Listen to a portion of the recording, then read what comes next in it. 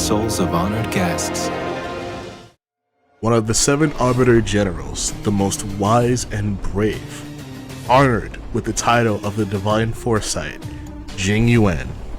The Cloud Knights and the Lo Fu entrust their lives to their wise general, for the battlefield is a game that he has already won. My name is Just Top Deck, and with introductions out of the way, let's begin to discuss why you should roll for Jing Yuan. Jing Yuan is a lightning erudition unit, meaning he excels at AoE attacking thanks to his talent which summons out the Lightning Lord at the start of battle. Starting off, let's go over Jing Yuan's kit. Jing Yuan deals lightning damage equal to 50% at level 1, upwards to 130% at level 9 of his attack to a single enemy for his basic attack.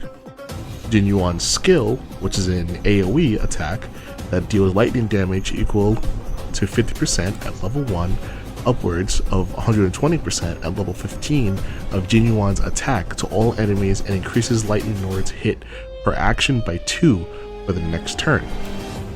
Jing Yuan's ultimate skill, which is an AoE that costs 130 energy, that deals lightning damage equal to 120% at level 1, up to 240 at level 15 of Jing Yuan's attack to all enemies, and increases Lightning Lord's attack count by 3 for the next turn.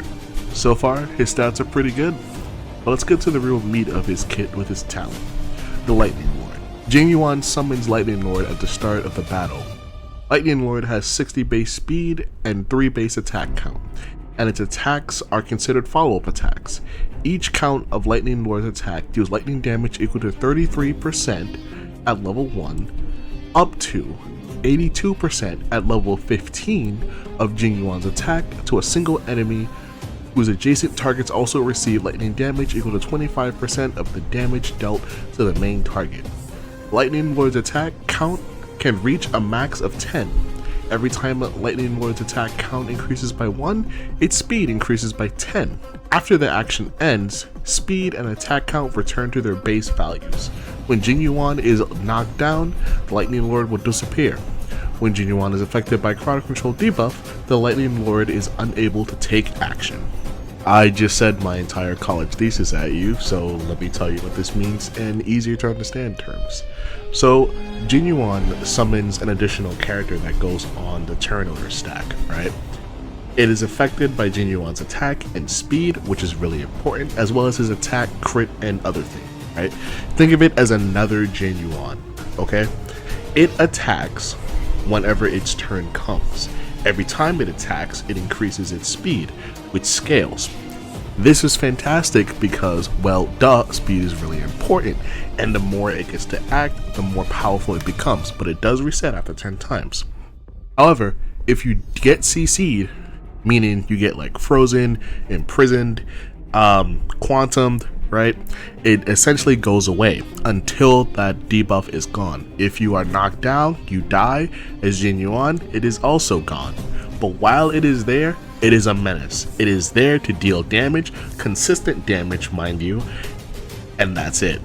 So now that we established that he's a nuker that wipes everything he sees off the field and deletes them from the game's coding, what else is there to wonder about Jing Yuan? Well, in terms of traces, all 3 of his traces are good. One of them builds ult charge as soon as the battle starts. The other one increases his crit damage based on Lightning Lord. The other one also increases his crit rate at the end of the turn after using a skill. They're all really good. In terms of eidolons, to be honest with you, they're all good.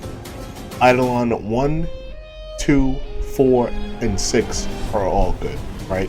You can honestly leave him at Eidolon 1 if you really want to push it, Eidolon 2, but 1 is a perfect spot for him. In terms of light cones, you have quite a few light cones to pick from when using Jing Yuan. The seriousness of breakfast will most likely be a good pick, as you will be doing a lot of killing with Jing Yuan on the field, so getting that attack buff will be quite easy. You can even use her to CE, as that will then buff Lightning Lord's damage even further. And lastly, of course, we have his own CE before dawn, which essentially does everything. It literally does everything. It increases his crit damage, increases the skill and ultimate damage, and it increases the follow-up damage. That his light cone literally just does everything for his character. As for relics, you of course want to be running the 4-piece set, Band of Sizzling Thunder. That boosts lightning damage by 10%, and the 4-piece set is when the wearer uses skill, increases wearer's attack by 25% for 1 turn. For the 2-piece set, you have 2 options. One is using the Celestial Differentiator, which is a 2-piece set that increases the wearer's crit damage by 16%, and when the current crit damage reaches 120% or higher, after entering battle, the wearer's crit rate increases by 60% until the end of their first attack. Second option is Inert Salsodo, which is a 2-piece set that increases the wearer's crit rate by 8%, and when the wearer's current crit rate reaches 50% or higher, the wearer's ultimate and follow-up attack damage increases by 15%. As for substats, because Jing Yuan is a crit-based character, you of course want one of your primary stats to be crit, followed by attack, followed by speed, and followed by break. You can primarily find these stats on the body and the boots, and the 2-piece sets that you can attach onto. If you really want to, you can run a really funny build with Jing Yuan, where you focus on speed and crit. That way you and Lightning Lord are fast enough to essentially get away with everything for free, including murder. As for team comps go, oh boy, do we have a lot to run through. In terms of teams, here's one that I would run, consisting of Jing Yuan, Bronya, Tinyun, and Bailu, or Natasha works here as well.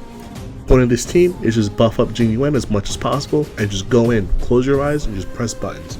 It just works. The next team just bullies everything in sight by using Asta and Welt to slow the targets and increasing your party speed, which in turn makes Jing Yuan even better because with the attack buff and the speed buff, Lightning Lord just goes absolutely ham. And lastly, I have a funny little team consisting of Herda and March, which allows you to do a lot of follow-up attacks and just have fun, basically. So, should you roll for Jing Yuan? In short, yes, you should roll for Jing Yuan. In terms of lightning DPS, he is the best that we're going to have for a while, including being above Kafka and Serval. I would argue that is the case because of how direct Jing Yuan's damage is, and we know that dot damage isn't as good in this game. Therefore, if you're looking for a really good lightning AoE, Jing Yuan's your guy. Either way, I'd like to thank you all for watching. Hope you guys really enjoy this type of content. Let me know in the comment section so I can figure out what kind of mistakes I made. Any type of feedback will be nice so I can help improve videos like this in the future. And I want you guys to have a good day. Okay? Thank you very much for watching. This has been Just Top Deck. Have a good time. An army must be of one heart and mind, where skillful sleight of hand is little use. The Cloud Knights entrusted their lives to me. I shall not fail them. Glory to